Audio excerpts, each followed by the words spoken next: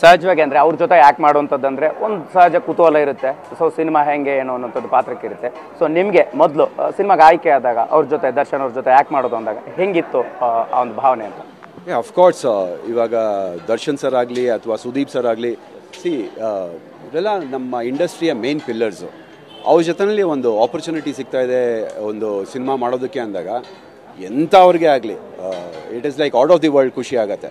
ನನಗೂ ತುಂಬ ಖುಷಿ ಆಯಿತು. ಆ್ಯಂಡ್ ಒಂದು ದೊಡ್ಡ ಆಪರ್ಚುನಿಟಿ ಸಿಕ್ಕಿದೆ.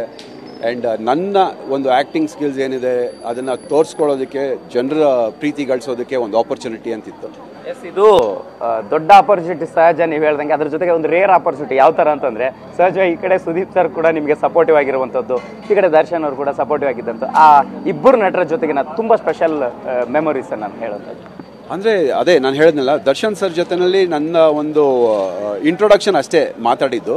ಅದು ಬಿಟ್ಟರೆ ನನಗೆ ಅವ್ರಿಗೆ ಯಾವತ್ತೂ ಭೇಟಿ ಆಗಿಲ್ಲ. ಸುದೀಪ್ ಸರ್ ಅಂದರೆ is always with me. And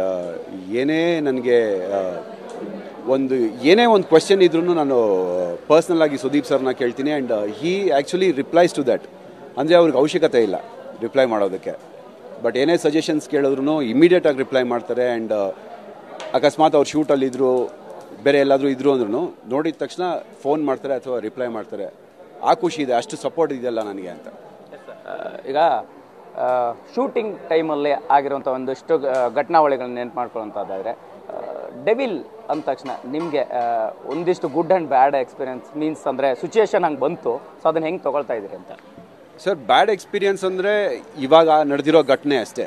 ಅದು ಬಿಟ್ಟರೆ ಇನ್ನೆಲ್ಲ ಗುಡ್ ಎಕ್ಸ್ಪೀರಿಯನ್ಸೇ ಇರೋದು. Devil is a very beautiful story. And ಕನ್ನಡದಲ್ಲಿ ಈ ಥರ ಸಿನಿಮಾಗಳು ತುಂಬ ರೇರ್ ಬರ್ತಾ ಇರೋದು. ಆ್ಯಂಡ್ ಒಳ್ಳೊಳ್ಳೆ ಪ್ರಾಜೆಕ್ಟ್ಗಳು ಬರ್ತಾ ಇದೆ ಇವಾಗ ಈ ನಡುವೆ. Devil is one among them. And ಹೇಳಬೇಕು ಅಂದರೆ ನಮ್ಮ ಮಿಲನ ಪ್ರಕಾಶ್ ಸರ್ ಅವ್ರು ಮಾಡೋ ಸಿನಿಮಾಗಳೆಲ್ಲ ಗೊತ್ತು ನಿಮಗೆ. It is always like next level ಸಿನಿಮಾಗಳು ಮಾಡ್ತಾರೆ ಅಂತ.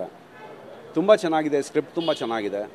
ಆ್ಯಂಡ್ ನಾನು ಸಿನಿಮಾ ಬಗ್ಗೆ ಜಾಸ್ತಿ ಹೇಳೋದಕ್ಕಾಗೋದಿಲ್ಲ. ಬಟ್ ಒಳ್ಳೆ ಪ್ರಾಜೆಕ್ಟ್ ಇದು. ಕಂಪ್ಲೀಟ್ ಆಯಿತು ಅಂದರೆ ಎಲ್ಲರಿಗೂ ಖುಷಿ ಆಗುತ್ತೆ. ಅದೊಂದು ಹಬ್ಬ ಥರ ಇರುತ್ತೆ.